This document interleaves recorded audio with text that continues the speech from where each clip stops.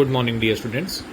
हम लोग dissolution of a partnership firm chapter कर रहे हैं और किस तरह से अकाउंट्स को सेटल किया जाता है इसको हमने प्रीवियस वीडियो में भी डिस्कस किया कि सबसे पहले हम रियलाइजेशन अकाउंट बनाएंगे, फिर पार्टनर्स लोन अकाउंट बनाएंगे अगर क्वेश्चन में दिया है, और फिर पार्टनर्स के कैपिटल अकाउंट्स का पेमेंट करेंगे और लास्ट में बैंक अकाउंट बनाएंगे।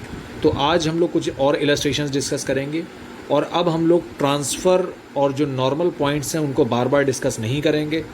अगर किसी इलस्ट्रेशन में अब कोई स्पेशल पॉइंट होगा तो हम उस पर ज़्यादा फोकस करेंगे, क्योंकि ट्रांसफ़र वाला पार्ट और बाकी असेट्स को सेल करना, लाइबिलिटीज़ को पे करना, ये सभी इलस्ट्रेशंस में अब बिल्कुल सेम होने वाला है। तो इसमें अब बार बार कोई चेंज नहीं आने वाला, तो इसको अब हम लोग ज़्यादा डिस्कस नहीं करेंगे। कुछ स्पेशल पॉइंट्स जो दिए होंगे उस पर अब हमारा ज़्यादा फोकस रहेगा। तो इलस्ट्रेशन 19 में बैलेंस शीट सबसे पहले हम ध्यान देते हैं। दो पार्टनर्स हैं, अमृत एंड बोस।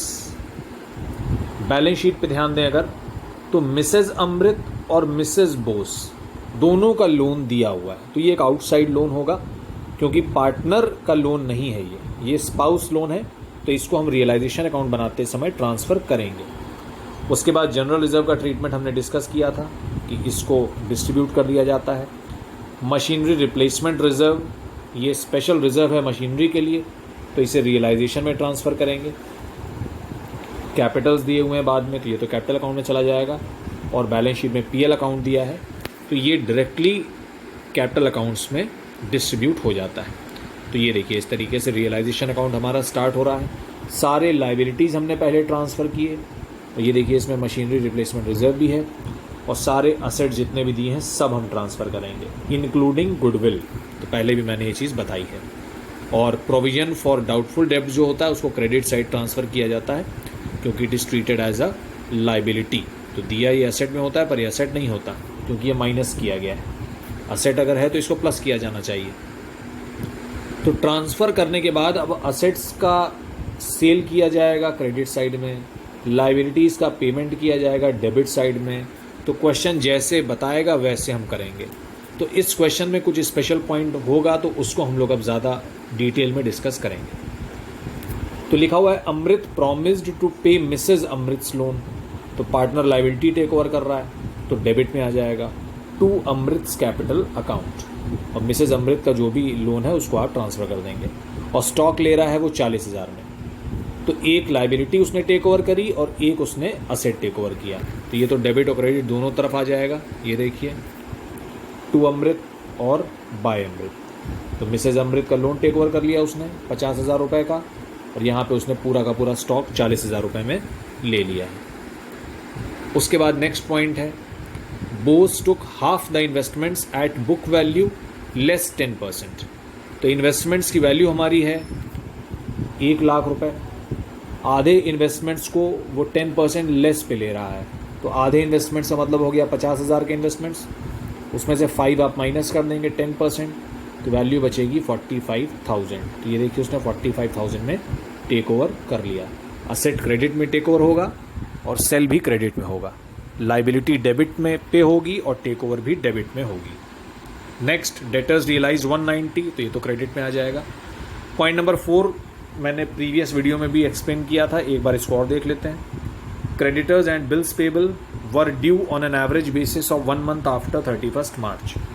तो आज हम 31 मार्च को डिसोल्यूशन कर रहे हैं, लेकिन क्रेडिटर्स और बिल्स पेबल का जो पेमेंट था वो हमको 1 महीने बाद करना था, लेकिन इसका पेमेंट आप तुरंत कर रहे हो तो इस पर आपको 6% पर एनम का डिस्काउंट मिलेगा। तो क्रेडिटर्स का जो अमाउंट है, देखिए क्वेश्चन में क्या दिया हुआ है, क्रेडिटर्स का अमाउंट 3 लाख है, तो 3 लाख रुपए पूरा हम पे नहीं करेंगे। ये देखिए पेमेंट तो डेबिट साइड में ही होगा टू बैंक क्रेडिटर्स पेड, पर आप पूरा 3 लाख रुपए पे नहीं करेंगे।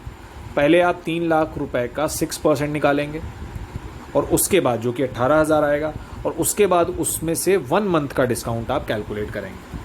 तो 3 लाख रुपए का 6%, फिर उसका 1 मंथ का डिस्काउंट, क्योंकि 1 महीना पहले पेमेंट आपने किया है। तो 3 lakh multiplied by 6% multiplied by 1/12, तो 1,500 रुपये का हमको डिस्काउंट मिलेगा। तो 3 लाख में 1,500 का डिस्काउंट आपको मिल जाएगा, तो आप पेमेंट करेंगे 298500 का। तो ये देखिए लिखा हुआ है टू बैंक अकाउंट क्रेडिटर्स 298500। और एग्जैक्टली यही चीज़ हम बिल्स पेबल के साथ भी करेंगे। बिल्स पेबल का जो अमाउंट हमें दिया है वो 80,000 रुपये दिया है, तो 80,000 का आप पहले 6% निकालिए, 4,800 रुपये आएगा। और 4,800 में से एक महीने का अगर हम निकालेंगे तो 400 रुपये आएगा। तो 80,000 में से 400 रुपये का आपको डिस्काउंट मिल जाएगा। तो आप पेमेंट कितना करेंगे? 79600। तो ये पॉइंट मैंने प्रीवियस वीडियो में भी डिस्कस किया था एक क्वेश्चन में, जिसमें बिल्स पेबल के रिगार्डिंग शायद ये पॉइंट दिया हुआ था। तो ये हो गया पॉइंट नंबर 4। उसके बाद पॉइंट नंबर 5 बिल्कुल स्ट्रेट फॉरवर्ड है, प्लांट रियलाइज्ड, बिल्डिंग रियलाइज्ड। और पॉइंट नंबर 6 देख लेते हैं। There was old furniture written off completely from the books, now estimated to realise 3,000 taken by Bose. तो फर्नीचर टेक ओवर हो रहा है, इसका मतलब असेट टेक ओवर हो रहा है, तो क्रेडिट में ही लिखा जाएगा by Bose furniture taken over 3,000 rupees. तो रिकॉर्डेड असेट हो या अनरिकॉर्डेड हो, इससे हमको कोई मतलब नहीं। और उसके बाद रियलाइजेशन के एक्सपेंसेस हैं 10,000 रुपये के, तो इसका पेमेंट डेबिट साइड में ही होता है। तो टू बैंक, ये देखिए लिखा हुआ है रियलाइजेशन एक्सपेंसेस 10,000 रुपीज़। और जब क्वेश्चन पूरा कंप्लीट हो जाएगा तो हम एक बार ये चेक करेंगे कि सारी लाइबिलिटीज़ का पेमेंट हो गया है या नहीं हुआ है। तो लाइबिलिटी हमने क्रेडिटर और बिल्स पेबल पे कर दी है। अमृत लोन टेक ओवर हो गया है, अमृत ने टेक ओवर कर लिया यहाँ पे। मिसेस बोस लोन के बारे में तो कुछ लिखा नहीं है, और मशीनरी रिप्लेसमेंट रिजर्व और प्रोविज़न का पेमेंट होता नहीं है। तो मिसेस बोस लोन के बारे में कुछ नहीं लिखा है, तो इसका फुल पेमेंट आप देखिए करेंगे। ये देखिए यहाँ पे लिखा हुआ है 1 लाख रुपए का पेमेंट मिसेस बोस लोन। तो इस तरह से रियलाइजेशन अकाउंट हमारा कंप्लीट हो जाएगा। तो कोई बहुत स्पेशल पॉइंट नहीं था इस क्वेश्चन में, हम लोग ऑलरेडी इस तरह के पॉइंट्स को डिस्कस ऑलरेडी कर चुके हैं। तो पॉइंट नंबर 4 सिर्फ गलत हो सकता है थोड़ा, तो इसलिए हमने इसको दोबारा से भी डिस्कस कर लिया है। उसके बाद में कुछ इलस्ट्रेशंस आपको डी के गोयल बुक से भी पढ़ाना चाह रहा हूँ, तो इसमें भी हम लोग देखेंगे जो स्पेशल पॉइंट होगा उस पर हमारा फोकस रहेगा। तो ये काफ़ी अच्छा इलस्ट्रेशन है। तो सबसे पहले तो बैलेंस शीट से आप असेट्स और लाइबिलिटीज़ को ट्रांसफ़र कर देंगे। तो क्रेडिटर्स दिया हुआ है, लोन दिया हुआ है, दोनों ट्रांसफ़र हो जाएंगे। बैंक और कैश ट्रांसफ़र नहीं होंगे। Debtor, provision, stock, furniture, asset, ये सब आपके ट्रांसफ़र हो जाएंगे। प्रोविज़न क्रेडिट साइड ट्रांसफ़र हो जाएगा, बाकी असेट्स आपके डेबिट साइड में ट्रांसफ़र हो जाएंगे। तो ट्रांसफ़र के बारे में हम लोग काफ़ी डिस्कस कर चुके हैं 2-3 क्लासेस में। तो ट्रांसफ़र करने के बाद नेक्स्ट स्टेप होता है असेट्स को सेल करना और लाइबिलिटीज़ को पे ऑफ करना। तो अब हम देखते हैं क्या लिखा हुआ है। लिखा है A takes over furniture at 8,000 and debtors amounting to 2 lakh at 182। तो अब थोड़ा ध्यान देना है इलस्ट्रेशन में हमें। मिस्टर ए ने फर्नीचर पूरा का पूरा ले लिया 8,000 में, तो आप क्रेडिट में लिख दीजिए by as capital account furniture 8,000।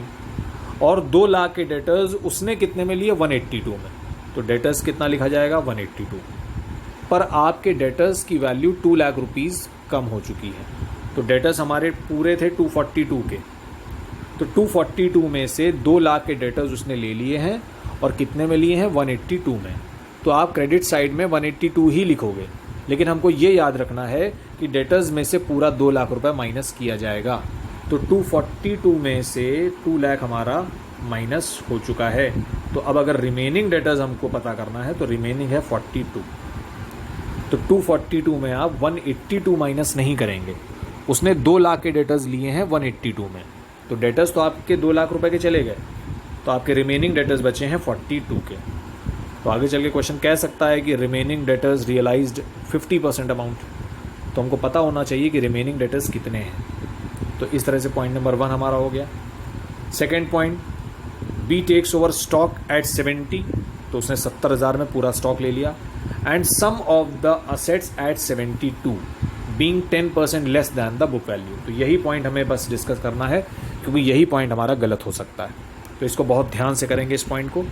सबसे पहले बी ने टेक ओवर किया स्टॉक, तो क्रेडिट में आप लिख देंगे by B stock taken over 70,000। और सम असेट्स एट 72, तो उसने कुछ असेट्स लिए हैं 72 में।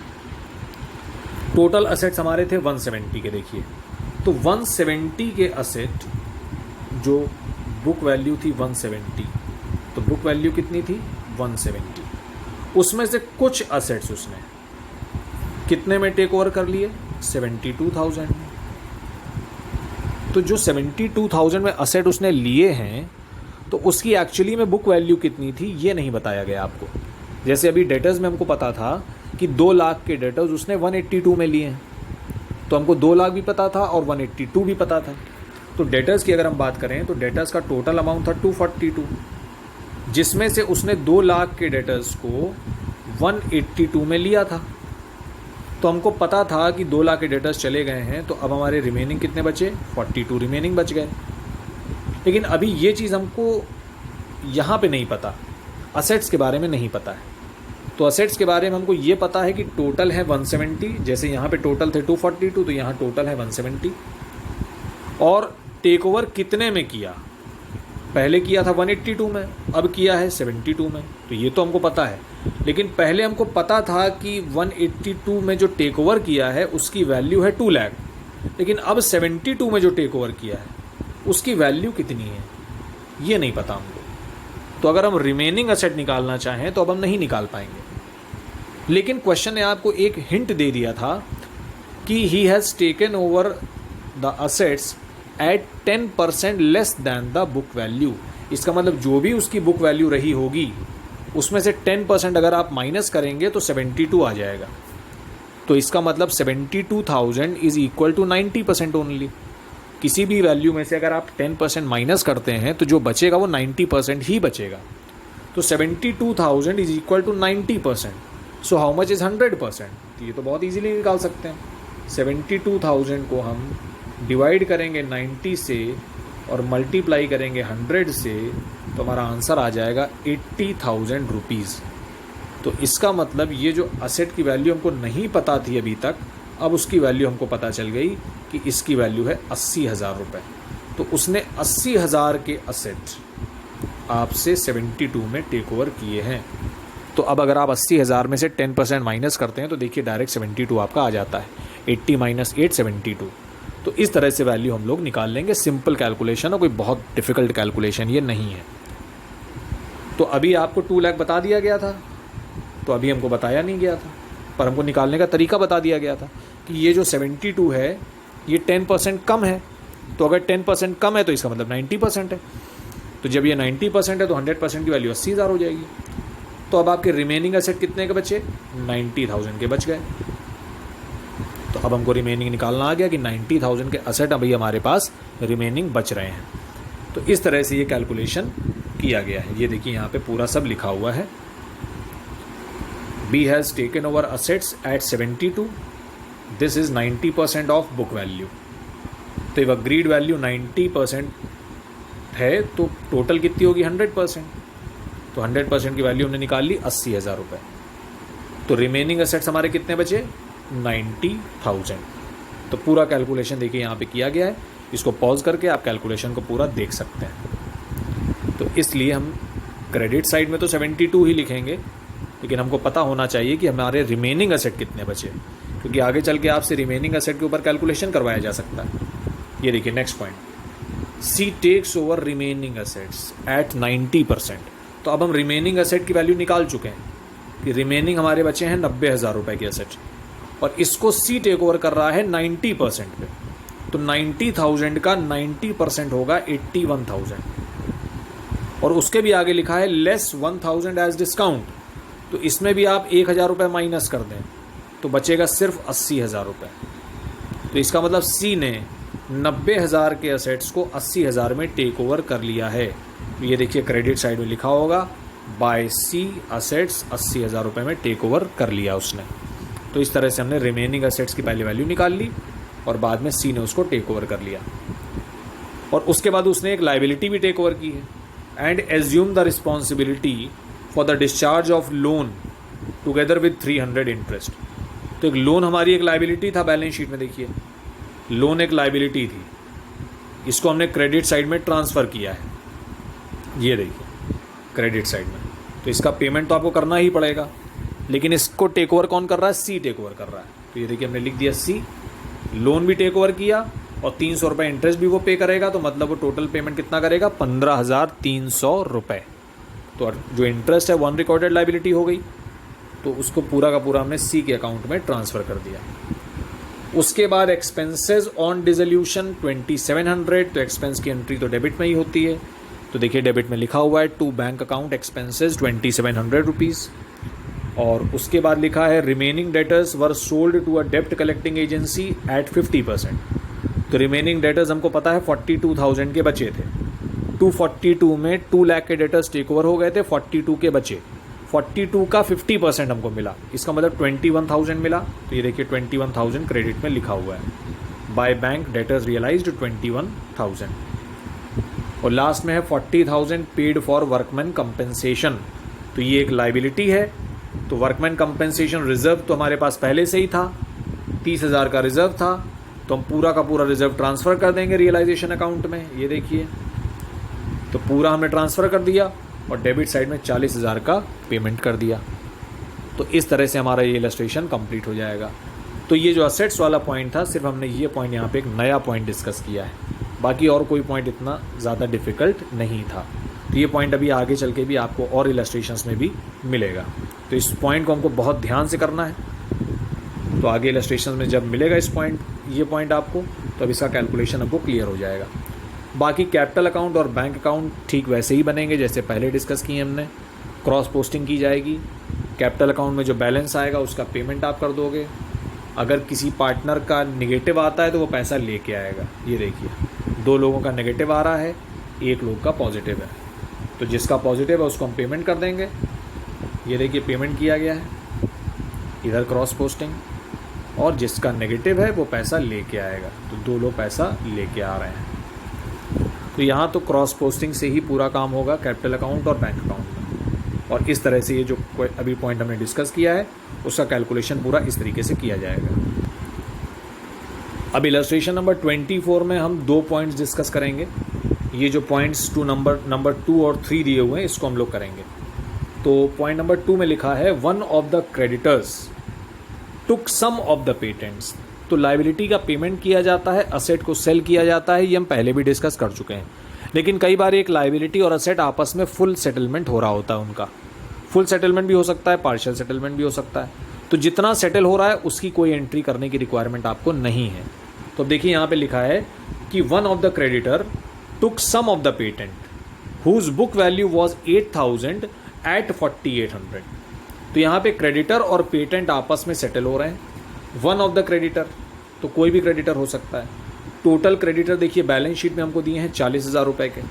तो 40,000 रुपये के क्रेडिटर में से कोई एक क्रेडिटर है जो आपसे पेटेंट ले रहा है। पेटेंट वो कितने के ले रहा है? 8,000 रुपये के। लेकिन वो कितने में ले रहा है? 4,800 में। तो 8,000 के पेटेंट वो 4,800 में आपसे ले रहा है। तो इसका मतलब 40,000 के क्रेडिटर्स में 4,800 तो आप हटा दीजिए, उसका पेमेंट अब आपको नहीं करना है। तो 40,000 में 4,800 अगर हम हटा दें तो अमाउंट आएगा 35,200 रुपीज़। तो इसका मतलब पेमेंट हमें करना चाहिए 35,200 का। लेकिन आगे लिखा हुआ है balance of the creditors were paid at a discount of 1,200। तो 35,200 में से भी आपको 1,200 रुपये का डिस्काउंट मिल रहा है। तो पेमेंट हमें करना पड़ेगा सिर्फ 34,000 का। तो रियलाइजेशन अकाउंट के डेबिट साइड में देखेंगे सभी स्टूडेंट्स, लिखा हुआ है to bank payment of creditors 34,000। तो ये इस तरह से आया है।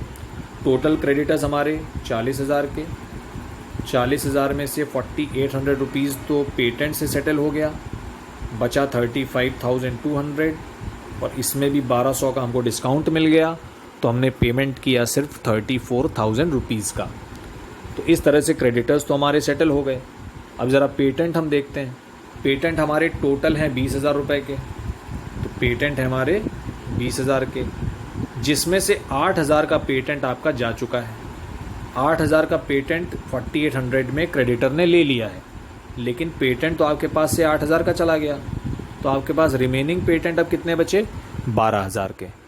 तो अब आगे चल के क्वेश्चन अगर आपसे रिमेनिंग पेटेंट के बारे में कुछ बताता है तो आपको 12,000 से कैलकुलेशन करना होगा। तो 8,000 के पेटेंट हमारे ऑलरेडी जा चुके हैं।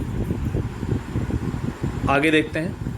There was an unrecorded asset of 15,000 not mentioned in the balance sheet taken over by Ram at 10,000 in part payment of his loan. तो ये पॉइंट बहुत इंपॉर्टेंट पॉइंट है। बैलेंस शीट में ध्यान देंगे, राम का लोन लिखा हुआ है तो इसको तो हम ट्रांसफ़र नहीं करते हैं रियलाइजेशन अकाउंट में, इसके लिए तो हम अलग से लोन अकाउंट बनाते हैं। ये देखिए, Ram's loan account, by balance brought down, 40,000 का तो लोन है, और 40,000 के लोन का पेमेंट करने के लिए हम क्या कर रहे हैं, एक अनरिकॉर्डेड असेट है हमारे पास जिसकी वैल्यू 15,000 है, और उस असेट को हम किसको दे रहे हैं, राम को 10,000 रुपये में दे रहे हैं। तो 40,000 में से 10,000 रुपये का जो पेमेंट है वो तो अनरिकॉर्डेड असेट से सेटल हो जाएगा। तो जो बचा हुआ 30,000 है वो आप बैंक से पे कर दोगे। तो ये देखिए, 40,000 में से 10,000 रुपये तो हमने रियलाइजेशन अकाउंट से पे कर दिया। अनरिकॉर्डेड असेट की एंट्री कहाँ होती है, रियलाइजेशन अकाउंट में होती है। अनरिकॉर्डेड असेट की एंट्री रियलाइजेशन अकाउंट के क्रेडिट साइड में होती है। तो अगर अनरिकॉर्डेड असेट सेल होता है तो हम लिखते हैं बाय बैंक, और टेक ओवर होता है तो हम लिखते हैं बाय पार्टनर्स कैपिटल अकाउंट। पर अभी पार्टनर के कैपिटल अकाउंट में नहीं जा रहा है ये पैसा, ये जा रहा है पार्टनर के लोन अकाउंट में, तो आपने लिख दिया बाय राम्स लोन अकाउंट। तो जब भी कोई पार्टनर असेट टेक ओवर करता है तो आप कहाँ लिखते हो, क्रेडिट साइड में लिखते हो। तो असेट सेल भी हो सकता है, टेक ओवर भी हो सकता है। टेक ओवर हो रहा है तो पार्टनर का नाम लिखते हैं आप, लेकिन इस समय असेट कहाँ जा रहा है, लोन अकाउंट में जा रहा है, कैपिटल अकाउंट में नहीं जा रहा है, क्योंकि ये पैसा लोन से माइनस हो रहा है। तो आप लिखेंगे बाय राम्स लोन अकाउंट, और बाद में आप ये 10,000 रुपये राम के लोन अकाउंट से देखिए क्रॉस पोस्टिंग करके इधर से इधर आ गई एंट्री, माइनस हो गया, और बचा हुआ 30,000 बैंक से हमने पे कर दिया। तो बाद में जब हम लास्ट में बैंक अकाउंट बनाएंगे तो क्रेडिट साइड में हम लिख देंगे बाय राम्स लोन अकाउंट 30,000 रुपये। तो इस तरह से इस पॉइंट का सेटलमेंट होगा। ये इसकी एंट्री है, ये जो अभी हमने पॉइंट डिस्कस किया इसकी ये एंट्री है। Ram's loan account debit to bank, normally ये एंट्री होती है, लेकिन अभी हम 10,000 रुपये अनरिकॉर्डेड असेट के थ्रू सेटल कर रहे हैं, तो वो कहाँ से सेटल होगा, रियलाइजेशन अकाउंट से होगा। तो बाय रियलाइजेशन भी कर दिया हमने 10,000 रुपये से। तो ये 2 पॉइंट इस इलस्ट्रेशन में बहुत ज़्यादा इंपॉर्टेंट थे, इसीलिए हमने इन 2 पॉइंट्स को डिस्कस किया है। लास्ट पॉइंट देखिए लिखा हुआ है balance of the patents realised 70%। तो बैलेंस पेटेंट हमने अभी डिस्कस किया था कि 12,000 के पेटेंट बचे थे, 70% पैसा मिल रहा है, तो इसका मतलब 8400 रुपीज़ हमको मिल रहा होगा। तो इसको तो हम क्रेडिट साइड लिखेंगे। ये देखिए बाय बैंक 8400 रुपीज़। तो बैलेंस ऑफ द पेटेंट्स के बारे में बताया गया था, तो 12,000 हमने ऑलरेडी निकाल लिया था। तो इस तरह से इस क्वेश्चन के सभी पॉइंट्स हमारे हो जाएंगे। जो इम्पोर्टेंट पॉइंट है उसी पे हम लोग ज़्यादा फोकस कर रहे हैं अभी। इसी तरह से ये इलस्ट्रेशन 25 है DK गोयल बुक का। अब ये इलस्ट्रेशन आप लोग अपने आप देखेंगे, इसमें जो भी पॉइंट्स हैं हमने उस तरह के पॉइंट्स को डिस्कस कर लिया है। ये जो पॉइंट अभी लिखा हुआ है यहाँ पे, Ganesh took over part of stock at 4,000 being 20% less than the book value. तो उसने कुछ स्टॉक टेक ओवर किया है जिसको 4,000 में टेक ओवर किया उसने, लेकिन ये स्टॉक की वैल्यू कितनी थी ये नहीं बताया गया आपको। तो 20% कम है ये बता दिया आपको। तो 4,000 इसका मतलब 80% के बराबर हुआ, 80% के बराबर, तो 100% वैल्यू 5,000 आ जाएगी। तो जिस तरह से अभी हमने प्रीवियस इलस्ट्रेशन में इसका कैलकुलेशन किया था, सन्ड्री एसेट्स जहाँ पे दिया हुआ था 1,70,000 एसेट्स दिए थे, उसमें से कुछ असेट उसने टेक ओवर किए थे 72,000 में, तो हमने वैल्यू निकाल ली थी 80,000। तो ठीक इसी तरह से आप इसको भी करेंगे। इस क्वेश्चन में और कोई स्पेशल पॉइंट ऐसा नहीं है। फर्स्ट पॉइंट भी एक बार देख लेते हैं। Debtors of 6,000 proved bad. तो टोटल डेटर्स जो भी हमारे हैं उसमें से 6,000 के डेटर्स बैड डेट्स हैं। तो 6,000 के बैड डेट्स की एंट्री नहीं होती, एंट्री होती है जो पैसा आपको रिसीव हुआ है उसकी। तो क्वेश्चन में डेटर्स हैं 55, जिसमें से 6,000 तो बैड हो गए, तो इसका मतलब जो बचा हुआ 49,000 है वो हमको रिसीव हो गया होगा। ये देखिए लिखा हुआ है बाय बैंक डेटर्स 49, और गणेश ने स्टॉक टेक ओवर किया है 4,000 में, तो वो भी आपने लिख दिया। तो इसका जो फर्दर कैलकुलेशन है वो आप वर्किंग नोट में देख लेंगे एक बार, और इस इलस्ट्रेशन को अब आप अपने आप कर सकते हैं। इसका PDF भी मैं शेयर कर दूंगा साथ में, जिससे कि जिन स्टूडेंट्स के पास DK गोयल की बुक नहीं है वो इस PDF के थ्रू अपने ये सारे कैलकुलेशन चेक कर सकते हैं कि आपको ये कैलकुलेशन आ रहे हैं या नहीं आ रहे हैं। तो ऐसा कोई भी ऐसा पॉइंट अब नहीं बचा है इस क्वेश्चन में जो हमने डिस्कस नहीं किया है। तो सभी पॉइंट्स हम लोग डिस्कस कर चुके हैं। तो आई होप ये इलस्ट्रेशन सभी को क्लियर हो गए होंगे। और अब हमने डिसोल्यूशन चैप्टर के सभी तरह के क्वेश्चंस भी कर लिए हैं। इस चैप्टर में और कोई नया पॉइंट भी नहीं है, तो अब हम लोग को क्वेश्चंस ही करने हैं, अनसॉल्व क्वेश्चंस। तो मैं कुछ अनसॉल्व क्वेश्चन आप लोग को बता दूंगा, जिससे कि वो क्वेश्चंस अब सभी स्टूडेंट्स प्रैक्टिस करेंगे और अपने डाउट्स उसमें डिस्कस करेंगे। Thank you so much.